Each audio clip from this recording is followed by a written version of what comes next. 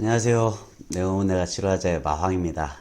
오늘은 아이들이 열이 날 때 습관적으로 먹이게 되는 해열제가 어떤 작용을 하며 과연 해롭지는 않은 것인지에 대해 알아보고 열이 날 때 어떻게 대처해야 되는지에 대해 알아보도록 하겠습니다. 우선 해열제에는 아세트아미노펜 계열의 타이레놀, 게보린, 펜잘 등이 있고 이브프로펜 계열의 브루펜 그리고 아스피린 이렇게 세 가지가 해열제의 빅3라고 해서 대표적으로 많이 쓰이고 있습니다. 이런 약들은 해열뿐만 아니라 진통, 소염작용을 다 가지고 있어서 해열을 목적으로 쓰면 해열제, 진통이 목적이면 진통제 혹은 소염 진통제라고도 합니다. 그래서 아이들이 열이 날 때 먹이기도 하지만 성인들도 진통제로 그리고 소염제로 많이 먹는 약입니다.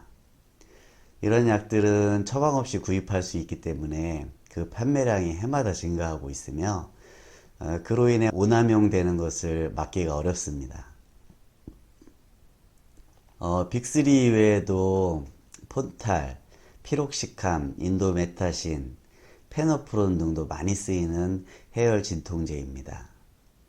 해열제는 우리 몸이 바이러스나 세균에 의해서 감염이 되면 체온 조절 중추가 있는 시상하부에서 염증성 물질인 프로스타글랜딘을 분비해서 기준 체온을 올리게 되는데 해열제는 이 프로스타글랜딘의 생성을 억제시켜서 체온이 올라가지 않게 하는 작용을 합니다.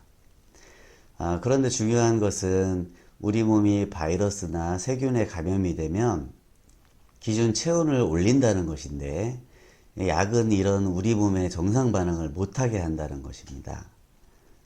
그러면 어떻게 되겠습니까? 부작용이 생기게 되는 것이죠. 그래서 생기는 부작용이 신장 독성을 유발하고 간부전으로 사망할 수도 있다고 합니다. 과량 복용에 의한 독성 증상은 소화불량, 복통, 구역, 구토 같은 증상으로 시작해서 심해지면 출혈 또는 궤양 같은 위장장애가 나타나며 심근경색이나 심부전, 뇌졸중, 천식, 두통, 이명, 어지러움, 피부에 알레르기 반응을 일으키고 심한 경우 실명, 간암, 신장암, 혈액암을 유발하기도 합니다. 이처럼 해열진통제는 신경계, 소화기계, 비뇨생식기계 등 우리 몸에 전체적으로 안 좋은 영향을 끼칩니다. 그럼 어떻게 해야 되는지 우선 우리 몸에서 열이 나는 이유부터 알아보겠습니다. 우리 몸에 바이러스나 세균이 침투하게 되면 면역력이 좋을 때는 면역체계가 작동하여 세균이나 바이러스를 퇴치하기 때문에 별 증상 없이 지나갑니다. 하지만 면역력이 떨어졌을 땐 바이러스와 싸워 이길 수 있는 상황이 안 되기 때문에 체온을 올려 면역체계를 활성화시키게 됩니다. 세균이나 바이러스는 열에 약하기 때문에 체온이 올라가게 되면 활동성이 무뎌지거나 죽어버립니다. 그리고 체온이 1도 올라갈 때마다 우리의 면역력은 5배에서 많게는 20배까지 강해지기 때문에 살아있는 세균이나 바이러스가 있다고 해도 이길 수 있는 것입니다. 이처럼 우리 몸이 체온을 올려 세균과 바이러스를 무력화시키고 면역력을 강화시키려는 것이므로 열을 내리려고 하면 안 되고 열이 나게 도와줘야 됩니다. 주겸이나 천일염을 따뜻한 물에 타서 먹이고 이불을 덮어주어 땀이 나게 해줘야 합니다. 머리는 차가워야 하므로 이마에 물수건을 데워주면 되고 아이들이 열이 날 때뿐만 아니라 성인이 아파도 똑같이 하면 됩니다. 주겸이나 천일염을 먹이는 이유는 소금의 중요성에 대한 영상에서 제가 설명을 드렸기 때문에 영상을 참고하시기 바라고요.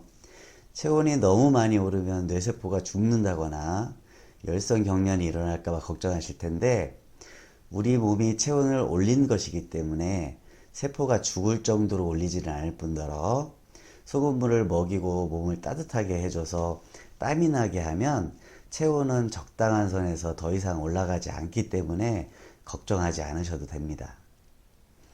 그냥 해열제를 먹이면 편한데 왜 애를 고생시키자고 하시는 분들도 가끔 계시는데요. 해열제가 해롭지 않다면 왜 먹이지 말라고 하겠습니까?